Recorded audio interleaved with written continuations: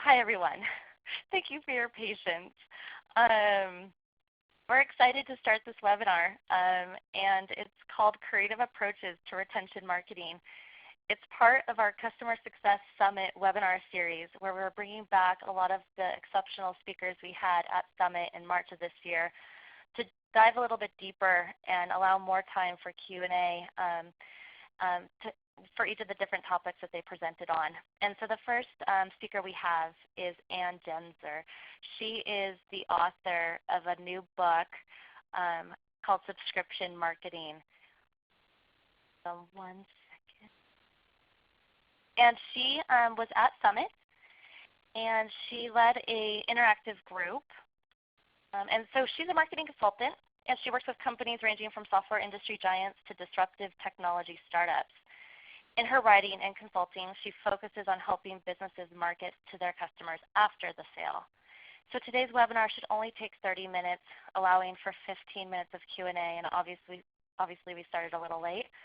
So let's just jump right into it. Anne, let's go ahead and pass it back to you. Great. Thanks, Christine. I'm all warmed up now. I've been speaking to the silent world for a while. I'm really happy to be kicking off this webinar series. Our topic for today is customer retention marketing. I want to share with you a few best practices, hopefully some inspiring ideas from other companies that are doing interesting things. But beyond that, I want to try to give you a framework or a process that you might be able to use and apply within your own business to create retention campaigns, retention marketing campaigns that make sense for your business and your customers. Now, I know what some of you may be thinking, which is that customer retention marketing is an oxymoron, because in a lot of cases, not every case, but too often marketing doesn't stay involved with what happens to customers after the sale. They often cede that responsibility to other groups like customer success. This is particularly true in the B2B space, where I've spent most of my career. This is some feedback from a Regalix research report titled The State of B2B Product Marketing.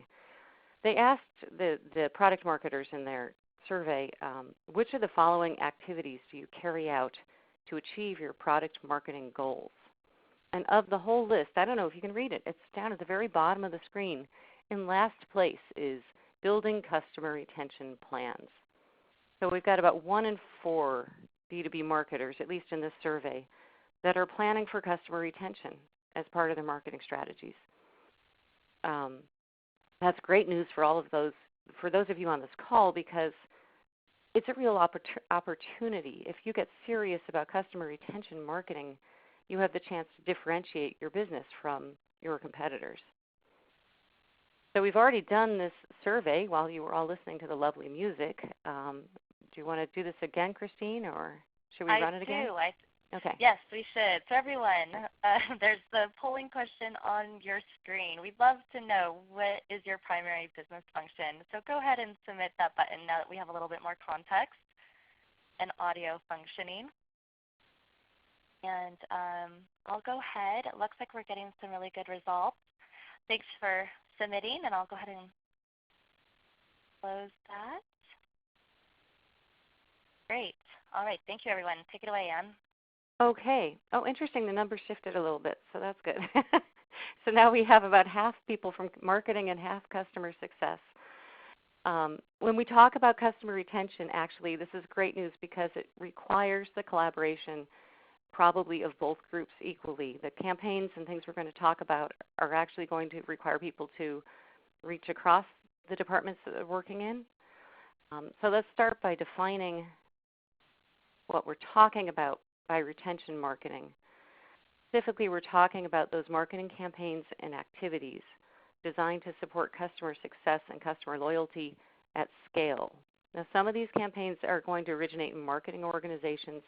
Sometimes they originate in customer success, and ideally they happen through the collaboration of these two groups. The at-scale point is worth pointing out because customer success teams, those of you in that role, you're already helping customers become loyal and find success on a case-by-case basis. Marketing campaigns are key to doing this at scale without the high-touch personal interactions that you might need to reserve for your most valuable customers. So customer retention marketing is how you do customer success at scale, and that is why I think the opportunity is so big here. There are some best practices because there are companies doing this today, so let's take a look at a few of those. Most of the current best practices that we'll look at fall in the category of helping new customers find success quickly. Depending on your business, these might be customer welcome campaigns or customer onboarding campaigns, customer launch plans. If marketing and customer success teams are where they're working together today, it's typically around these kinds of campaigns. They may show themselves as drip email campaigns. Perhaps you're collaborating, creating training content, videos, webinars, things like that. We've all received and we've all participated in this kind of content. Sometimes it's good and sometimes it's not so good. So I have a confession to make. I sometimes sign up for things before I actually need them, and then I forget about them. If your business offers a freemium service, no doubt some of your customers do the same thing, or some of your prospects. To all those businesses out there, I do this too. I apologize, but a good customer welcome plan can actually help with customers like me. So I signed up for Haiku Deck a couple months ago. Haiku Deck is an online service for creating slide decks like this one. So I signed up because it looked interesting, but I didn't have an urgent need. And then I kind of forgot about it. And when I was putting together this slide deck, I looked in my email, and there this was, a beautiful customer welcome email that I'd received after signing up. And I kept it around because it looked useful. And when I needed it, there it was. It gave me links to everything I need, instructions on how to sign up, what to do if I'd forgotten my password since signing up, a whole bunch of different resources in different formats, slide shares, videos, frequently asked questions. So this email is an example of a best practice of a customer welcome campaign. It's marketing, it's customer success, it's customer support and training, all in one place, comprehensive with a consistent tone and style. And it helped me get started quickly and be successful and do this all on my own terms. But we want to look beyond just the familiar best practices. I talked about giving you a framework. So let's take a look at how you should approach retention marketing maybe in your own business. Every retention marketing campaign should begin with an understanding of customer value, not how valuable the customer is to your business, but what your customers themselves value. Specifically, it's good to understand three things. What's the value that you've promised the customer? And this is your brand promise. Sometimes it's implicit and sometimes it's explicit. Second, what value do your customers expect to receive by becoming customers? That's not always the same thing as what you think you're promising. Sometimes people buy or become customers for reasons other than the obvious ones. And if that's the case, it's really good to know. Third, what do your customers themselves value? What's important to them? Are they interested in social causes? Are they using your solution as part of a very busy or time-pressed job and they want to finish it and get home to be with their kids? How does your solution fit into their lives and their perceptions of themselves? Once you understand these things, your trick is to find ways to nurture those values, make them grow. There are many ways to do this. It might mean helping customers achieve the promised success or reminding them of the success that they're having. I call this set of practices value nurturing because it kind of fits in the marketing mold. So in marketing before the sale, which is where we spend most of our time, we do lead generation and we do lead nurturing. Value nurturing is those set of marketing activities that occur after the sale. So I'm going to give you 4 different ways that marketing and customer success teams can work together to nurture customer value after the sale in support of retention and customer loyalty. So the first practice is to help your customers achieve the value that you've promised or that they expect to get from being a customer. And this is where most of today's best practices operate. If you already have a customer onboarding strategy, for example, that you're doing in your customer success teams, can you find a way to enlist marketing to streamline and do pieces of this at scale? And if you don't have a customer welcome plan yet, can you come up with something creative that will help new customers find success quickly? So if you work, those of you in customer success teams, you already know what problems and questions new customers have. So the question is there a way to proactively reach new customers with that information as they need it? Video is a nice way to help customers at scale while still retaining some sense of a personal connection. So as an example here, I like the Zipcar's How to Zip videos. So Zipcar is the car sharing service. And its brand promise is that it's easy and convenient to use, easier than renting a car, easier than owning a car.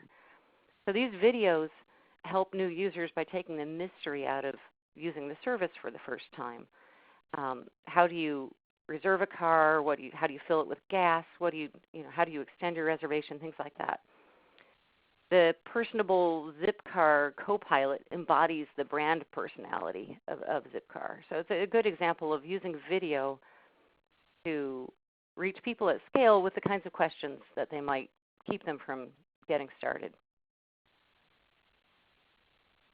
The second nurturing strategy is to nurture the perceived value.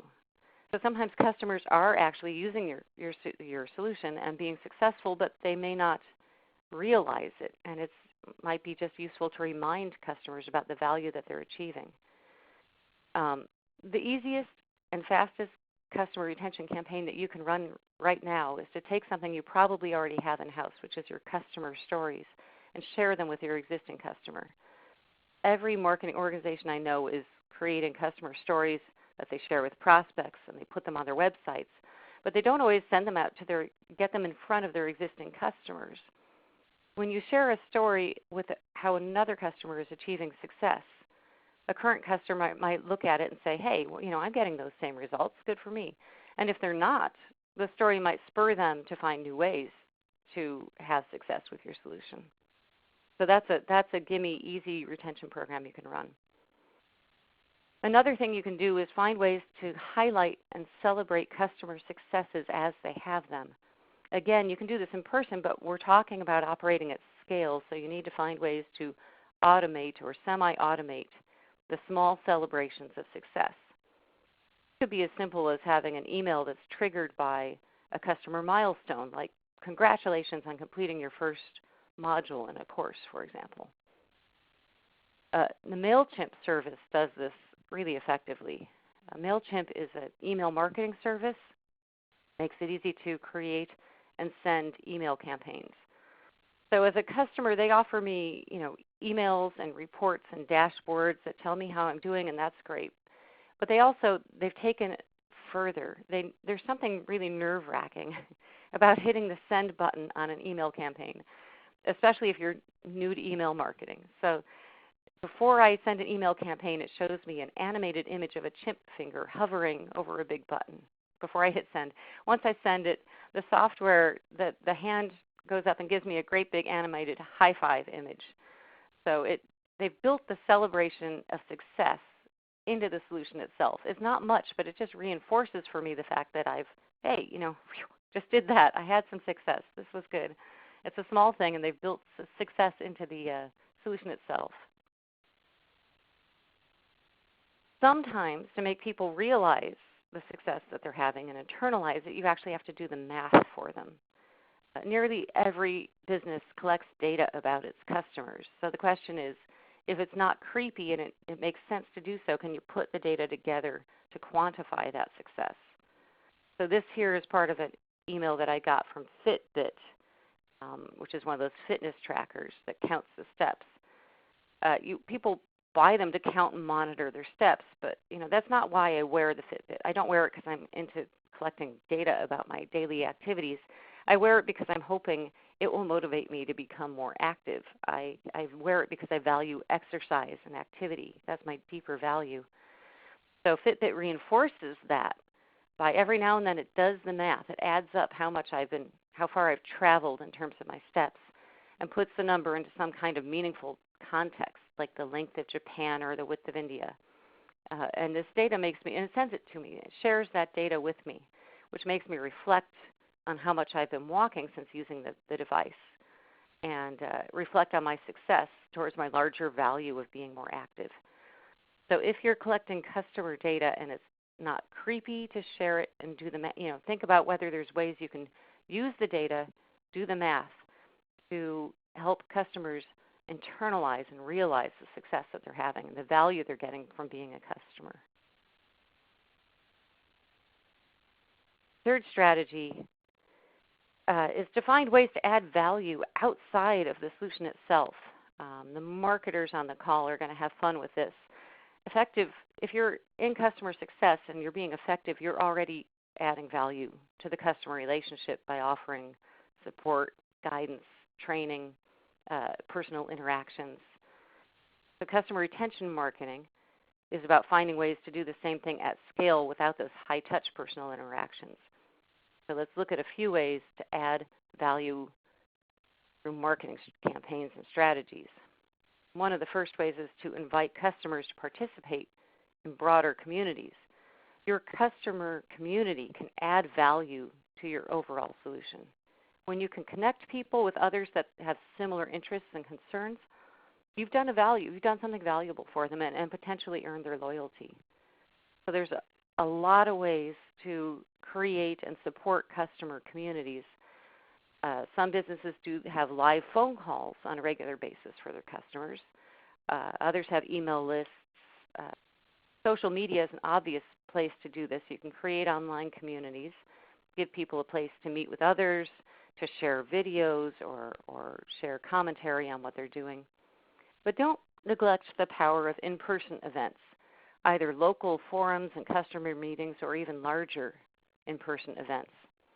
The Totango Customer Success Summit was a great example recently of an in-person event that added a lot of value for its attendees because you had rooms full of people that all had the same similar job titles and the same concerns and the same problems. They had the chance to learn not just from the speakers, but also to share stories and best practices with their peers and with each other.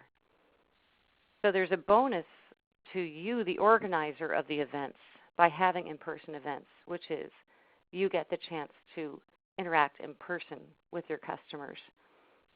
And what you learn, the insight you get into what people value and what's important to them and what's a problem for them, this will inform not only your marketing strategies, but your product strategies going forward. In-person events add value not just through community, but they're also about providing content. Creating and sharing great content is another way to add value to the customer relationship outside of your core solution itself. Content marketing, those of you in marketing on the call know, is the hot new thing, and it's widely used for lead generation and lead nurturing, but it also is very powerful for nurturing value with a customer beyond the sale. Our fourth and final strategy for nurturing customer value is find ways to appeal to your customers' higher order values. So earlier on when I asked about understanding what people's value, this is where this comes into play. If you ever took an Intro to Psych class in college, all of you liberal arts majors on the call probably were there with me, you may have encountered Abraham Maslow's hierarchy of needs. He put the structure of human needs in a pyramid, and at the bottom of the pyramid you have the most basic needs that we all have to fulfill, the physical ones, food, shelter. As you progress up the pyramid, they become more social. So you have safety, you have love and belonging and esteem. And at the top of the pyramid, the highest order needs are what he labeled self-actualization needs. These are things like being creative, solving problems, learning, helping others, contributing to the world around us. These are the higher order needs. If you can help your customers fill any of these higher order needs, you will earn a place. You'll earn some loyalty that's very hard to displace. Before we go further, though, I'm just going to read to you some quotes. A quote from Abraham Maslow himself, who says, "The people who are interested in self-actualization have," quote, "an unusual ability to detect the spurious, the fake, and the dishonest in personality, and in general to judge people correctly and efficiently," end quote. So if you're openly manipulative using these strategies, these campaigns will backfire on you. We live in an era of radical transparency. You cannot fake your values. So be very careful as you use these strategies. If your company has a unique story, by all means share that story. These are the stories that make people feel good about doing business with you. It's why people buy shoes from Tom's or socks from Bombas. So Bombas is a sock company. It shares its story front and center on its website, that its founders were moved to create the business by understanding that socks were the most requested item at homeless shelters. They built Bombas using the one-for-one, buy-one, give-one model, designed a special sock for the needs of people living in homeless shelters. So by buying a pair of socks, a Bombas customer actually automatically donates a pair to someone else in need. That's a higher order value. You don't have to be built from the ground up to use this strategy. Walgreens does this with vaccines. During flu season, you buy a flu vaccine and you give one to someone in need. And even in the B2B environment, people are loyal to those businesses that are committed to the same objectives that they are. So even in business, businesses are made up of people. Another way to appeal to higher order values is to ask people for their advice or their help. Being helpful is one of those higher order needs we have. As an example, I love Babson College's Define Entrepreneurship campaign. Babson is a Boston-based university that defines itself as a school for entrepreneurship of all kinds. So a few years ago, they just asked people at large to contribute their personal definitions of entrepreneurship, and shares them on a website and on social media, use them to drive all kinds of marketing campaigns. And it's engaged the college with a global community of people who share their same interests, not only their own students and prospective students and alumni and faculty and staff, but the business community around them and, in fact, people around the world. It's been a very interesting campaign. Another way is to help customers help other customers. Amazon is the master of this. Amazon reviews are a big part of why shopping on Amazon is fun. And if you do submit a review to Amazon and somebody finds that review helpful, Amazon notifies you of the fact. So it reinforces the fact that you've just helped somebody, which makes you more likely to not only continue shopping on Amazon, but also continue contributing reviews, which again contributes to Amazon's overall value. So taking this further, you can find your power users or your super users, your most loyal and best users, and officially help them assist and support other customers. So this is the classic super user program. The Salesforce MVP program is the epitome of this, if you will. A great example. They define a set of super users, and they have very strict requirements. To be an MVP, you have to be a strong brand advocate for Salesforce. You have to be very expert in it. You have to be super responsive to people's questions and be willing to represent the customer viewpoint to Salesforce. These MVP people help Salesforce in so many ways through product insight, marketing support, customer support, but most importantly, they get to help other Salesforce customers, and they are recognized and supported in helping other Salesforce customers. So you can do this yourself. Your definition of what makes up an MVP or a super user may vary. Either way, it's important to understand who are your most loyal customers, who are the ones that are there ready to step up and actually help other customers, and then find ways to recognize them and support them in helping your customers. So to this point, we've been looking at the way that marketing campaigns can help with customer success after the sale. Now I'm just going to flip it for a moment and look at how customer success can help with marketing before the sale. With what you've learned about your loyal customers in the previous 4 steps, you can figure out how to align your marketing campaigns with what customers value. Profile your loyal customers and use this information to create personas for your marketing programs. Then you go back in time and you find the customers who are going to be the most loyal customers before they become customers. Find your raving fans. So you redesign your marketing messages to deliver the right customers that will become loyal customers. Meg Murphy at Big Commerce, at Totango customer, she shared her story of doing this at the Customer Success Summit, taking what they had learned in customer success and through their customer behavior, using tools like Totango as well as what people were doing on the social sphere and things. They've completely redesigned their marketing personas. They changed their pay-per-click ad spending and lead generation strategies. It took courage because the raw number of leads dropped initially, but the quality of the leads increased, and then over time, those customers that signed up, the retention improved. So they ended up getting better results, better conversions, better retention, and they freed up marketing budget that they were spending attracting and converting the wrong prospects.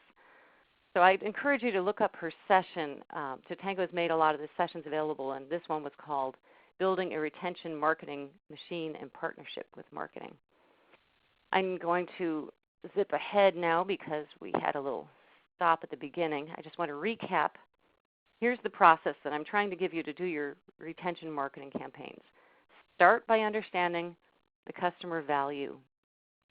Use the 4 strategies we talked about to nurture that value, which are to help people achieve value, demonstrate the value that they're getting, add value through community and content, and appeal to their higher order values. When you've done that, take what you've learned and use it to align marketing, to align your before the sale marketing with your customer values. All of these strategies require customer success and marketing teams to collaborate, to work together. Sometimes that happens and sometimes that's not happening. If it happens, it tends to happen in one of 3 ways. Businesses have top-down support. It can be embedded in the organizational structure. For example, some companies will embed a marketing person in the customer success teams, or both groups will report to a same upper-level executive as part of the same organizational structure. In some cases, there's processes built in to ensure that the sideways collaboration happens. Businesses might create task forces around specific customer initiatives and problems. Some organizations just make sure everybody gets in a room on a regular basis to talk about customer issues. If these things aren't happening yet in your business, though, there's a third approach, which is from the bottom up. Just reach out on a personal basis and make it happen. If you're in marketing, take a customer success colleague to lunch or sit in on a sale. And if you're in customer success, ask to sit in on a marketing meeting or invite someone to sit in with you on a customer meeting. One of my favorite quotes, and this is from the summit, was someone in a discussion who said to me, sometimes it's easiest to just reach across departments and not wait for top-down direction. I took it upon myself to be that person.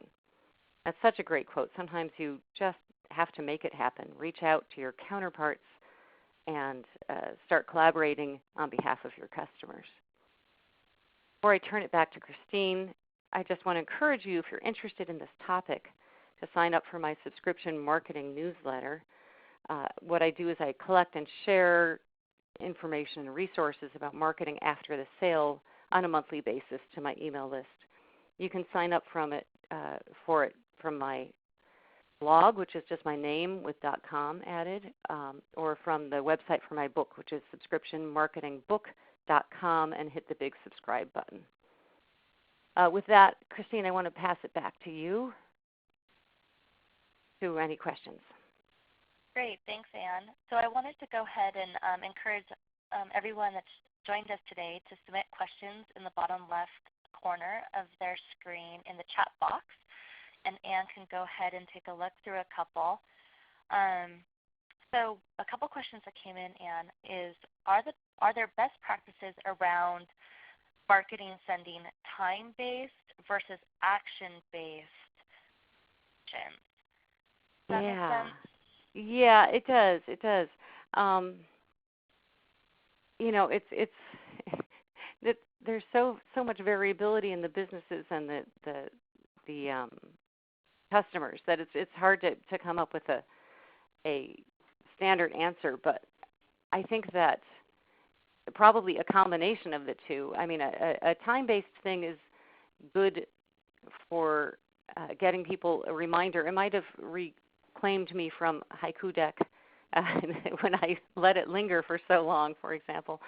But action-based is probably more likely to catch people at that time. If you've triggered something based on a customer behavior, for example, it's more likely to catch people with what they need at the time that they need it. So it's going to be dependent on your customers and your solution. Great. And then another question on the question tab is, if you're going to send out email communications, is there any guidance on when you should send a mass email to all the customer base versus the customer success team sending emails to the customers with a specific playbook of how do they do something to use the product better? Well, I think that as much as possible, it's nice to have the personal face on the customer. So if you have a customer success team in place, these campaigns can be automated, but they might still come out as if they were coming from the customer success person.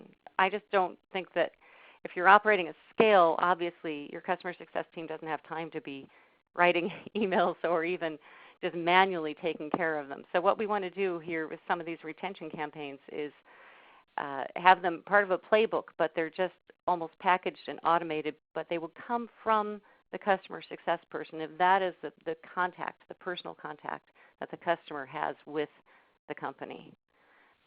So a mass email would be for just something that is clearly applicable to everybody, like we've just announced a new product and we want to let everybody know, something like that. I think as much as possible, though, these campaigns should be integrated with customer success playbooks.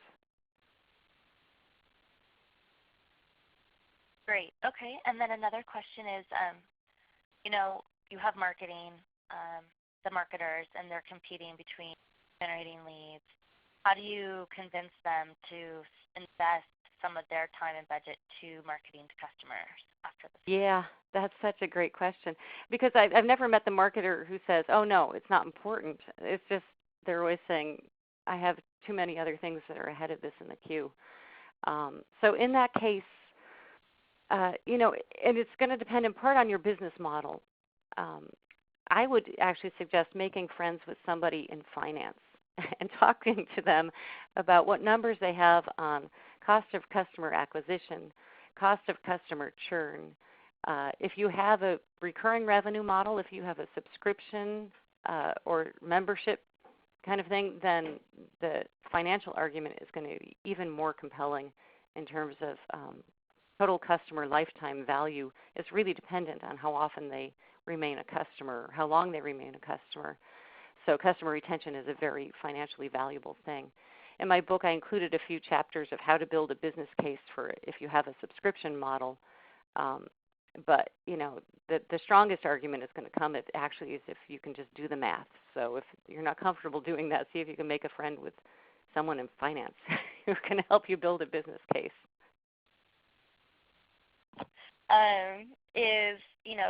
We talked about a couple tactics and a couple channels of how to nurture these customers. We've talked about building these communities, and we've talked about emails and doing action-based emails. What about actually social media and targeted online media? Do you recommend using any other marketing tactics to work with customers, target customers? Oh, sure. So social media can be very powerful. Um, one of the I'm trying to think about the issue with social media becomes owned who owns the platform on which you're working, right? So if you look at American Express, they have their open forum for their customers or their members. Everyone's a member in American Express. So they actually own the online site, and then they distribute the content across different social media as well. So certainly that's a nice way. Social media gives you a nice way to cultivate community, but it's also nice sometimes to actually own the community, the online space. If it's only in Facebook or LinkedIn, for example, I think sometimes that sense of community can get lost in what's happening there, but you certainly need to incorporate the social media. So you might want to build your own website presence that is a home for this collaboration or community. The issue with using your customers, unless they're all happen to be in the same social media, you're only going to be catching pieces of your customer community if you're working on Facebook or LinkedIn or Twitter, which is why you need sort of a strategy of reaching your customers that helps to know where they are, but it's hard to rely on social media alone. Does that help? No, I think so. Okay. I know that there are some targeted online media services that can be used to target customers. So you can deliver, relevant messages to them. I think it might use like IP-based technology and something that I think organizations can explore. But kind of to your point, you're only going to reach maybe a subset of those customers. Definitely don't rely on that. You want to use a mix of marketing. Well, and also, I mean, if these are your customers, you should be really using permission-based marketing, right? You need permission to reach out to them, and to get that permission, you have to be giving them content or something that is of value to them. If you're just spamming them with upsell messages, that's not valuable to them necessarily. That's valuable to you. So that's the case in which you're trying to buy, buy their attention or get their attention. The more value you offer your customers, the more they're going to be paying attention to what you say. Great, and I think if anyone else has any remaining questions, feel free to submit them in the chat box. But I think we've come up to 45 minutes. There's one last question here, is like spotting the differences between your customers at the user level. So you can have power users. Just curious, how would you go about spotting those? Right, and that's the good question, because you probably have dozens or hundreds or thousands of super users out there that you may not know about on your software.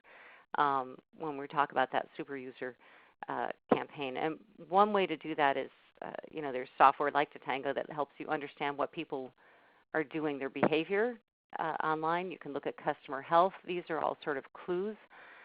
It's almost a matter of detective work. You want to look at how people are working with the software itself.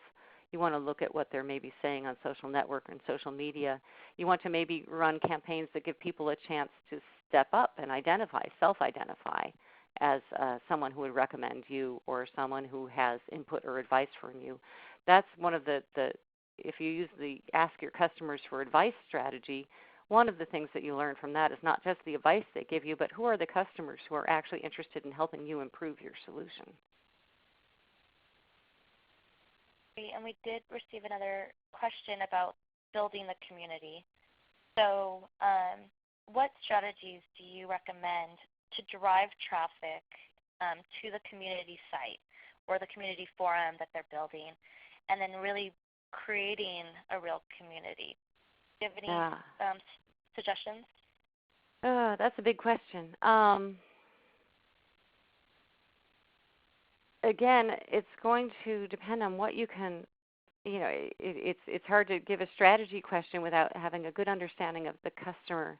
But I would look to ask yourself, knowing what you know about your customers and what they need in their life, what can you provide on the community forum, one of the situations that I just see often is, a business will put up a community site, but it's really all about them and it's all about their software.